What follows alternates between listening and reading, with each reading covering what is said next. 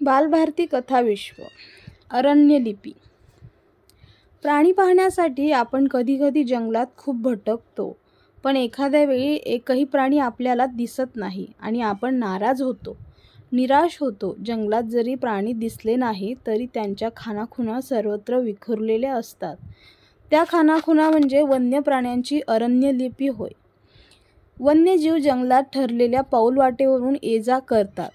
त्या पाऊलवाटांचे निरीक्षण करावे. त्यात तुम्हाला वन्यजीवांच्या पावलांचे ठसे उमटलेले दिसतील. पाणवठ्यात गेलात तर तेथील ओल्या मातीतही अनेक वन्यजीवांच्या पावलांचे असे ठसे तुम्हाला पाहायला मिळतील.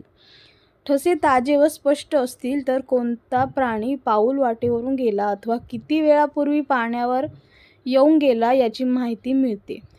प्रत्येक जातीच्या प्राण्याच्या पायाचे ठसे वेगवेगळे असतात. अगदी सकाळी नरम जमिनीवरील धुळीत त्यांच्या पायाचे ठसे स्पष्ट दिसतात. दिवस जसा पुढे सरकतो तसतसे इतर प्राण्यांच्या वर्दळीने पाहणाऱ्या वाऱ्याचे असे ठसे पुसट होत जातात. पाणवठ्यावरील ओल्या मातीत अनेक पक्ष्यांच्या पाऊलखुणा आढळतात. या साऱ्या पाऊलखुणा रांगोळी घातल्यासारख्या सुंदर दिसतात. त्या पाहताना मनाला आनंद होतो.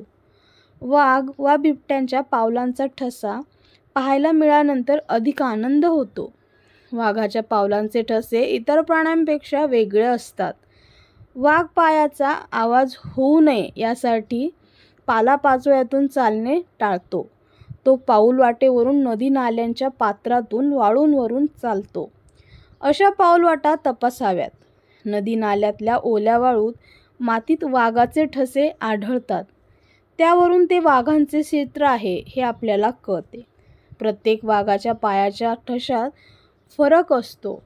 वाघांच्या पायाचा अंगठा पंजाच्या वरच्या बाजूस असतो. त्यामुळे अंगठ्याचा ठसा मातीत उमटत नाही. फक्त त्याचा तळवा व 4 बोटांचा ठसा मातीत उमटतो. त्याचे करंगळीकडून 3रे बोट मोठे असते. वाघाच्या पावलांच्या ठशावरून वाघाची गणती केली जाते. चालताना तो मागचा पाय बरोबर पुढच्या पावलाच्या ठशावर टाकतो. त्यामुळे पुढच्या पायाचा ठसा पुसला जातो. म्हणून शिरगणित करताना वाघ व बिबट्यांच्या मागच्या पायाचे ठसे घेतात. वाघांच्या ठशावरून तो वाघाचा आहे का वाघिणीचा आहे हेही ओळखता येते. वाघिणीचे पुढचे पाय चौकोनी असतात, परंतु त्याच्या मागच्या पंजात फरक असतो.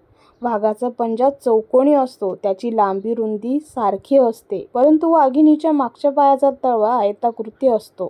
रुंदीपेक्षा त्याची लांबी जास्त असते. नर मादीच्या पावलांचे ठसे जवळजवळ दिसल्यास ते दोघे बरोबर होते असे समजायला हरकत नाही. ज्या प्राण्यांच्या पायाच्या नख्या बाहेर आलेल्या असतात त्यांच्या पंजांच्या ठशात बोटांबरोबर नख्याही उमटलेल्या दिसतात.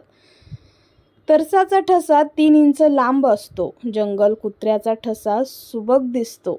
त्यांच्या पंजाचा तळवा व 4 बोटे नख्यांसह मातीत उमटलेली दिसतात. 4ही बोटात अंतर असते. तळवा व बोटे यातही अंतर असते. अस्वलाच्या पायांचा ठसा माणसाच्या पायाच्या ठशासारखा दिसतो. बोटांबरोबर त्याचा पायही लांब नख्या ठशात उमटलेल्या असतात. खूर असलेल्या प्राण्यांचे ठसेही पाणवठ्यांवर मातीत पाहायला मिळतात. ओलसर मातीत वा कोरड्या मातीत ठसे चांगले दिसतात. चिखलात खोल पाय रुतत असल्याने ठसे पूर्णपणे दिसत नाहीत. गव्याच्या खुरांचा ठसा मोठा असतो. तो 6 इंच भरतो. पाळीव गुरांच्या खुरासारखा दिसतो. हरणाच्या खुराचा ठसा लहान असतो. त्याच्या खुरांच्या 2 अर्धवर्तुळाकार भागाच्या खुणा जवळजवळ दिसतात. सांबर, बाराशिंगा, बैशिंगा, चिंकारा व काळवीट यांच्या खुरांचे ठसे कमी जास्त आकारांचे असतात. भेकराच्या खुणाचा ठसा अवघा 1 ते 1.25 इंच असतो. एकंदरीत वन्य प्राण्यांच्या ठशावरून आपल्याला प्राण्यांची बरीच माहिती मिळते. त्यावरून प्राणी कोणत्या दिशेला गेला ते कळते. काही प्राण्यांच्या ठशावरून तो नर होता की मादी तेही समजते. चालताना त्यांचा मागचा पाय पुढच्या पायाच्या ठशावर पडत असतो. त्यामुळे एकच ठसा उमटलेला दिसतो, परंतु पळताना मागील व पुढील दोन्ही पायाचे ठसे दिसतात. त्यावरून तो चालत गेला की पळत गेला तेही कळते. दोन्ही पायांच्या ठशांमधील अंतर जेवढे कमी तेवढा तो वेगात पळत गेला असे समजते. काही प्राणी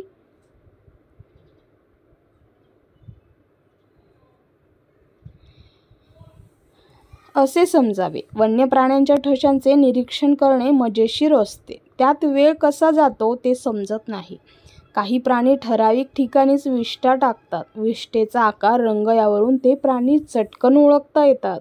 काही प्राण्यांच्या विष्ठेत शिकार केलेल्या प्राण्यांचे न पचलेले भाग जसे केस, नखे व हाडे आढळून येतात.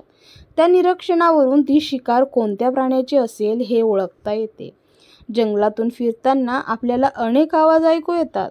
उंच उंच गवतातून पाण्याकडे येणारे हिंस्त्र प्राणी पाहून पक्षी मोठ्याने आवाज करत उंच उडतात, तर शिकार होणारे प्राणी जसे हरिण, सांबार व काळवीट मोठ्या आवाजात ओरडत धोक्याची सूचना देतात.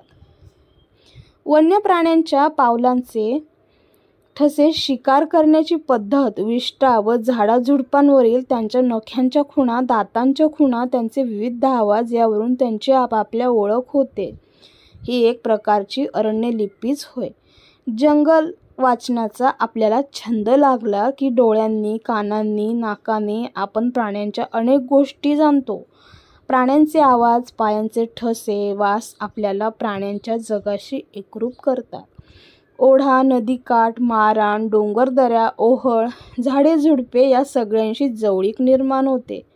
कुठेही जंगल आपल्याला कंटाळवाणे वाटत नाही, कारण जंगल वाचनाचा अनुभव आपल्याला नवीन नवीन माहिती आणि वेगवेगळ्याच स्वरूपाचा आनंद मिळवून देतो.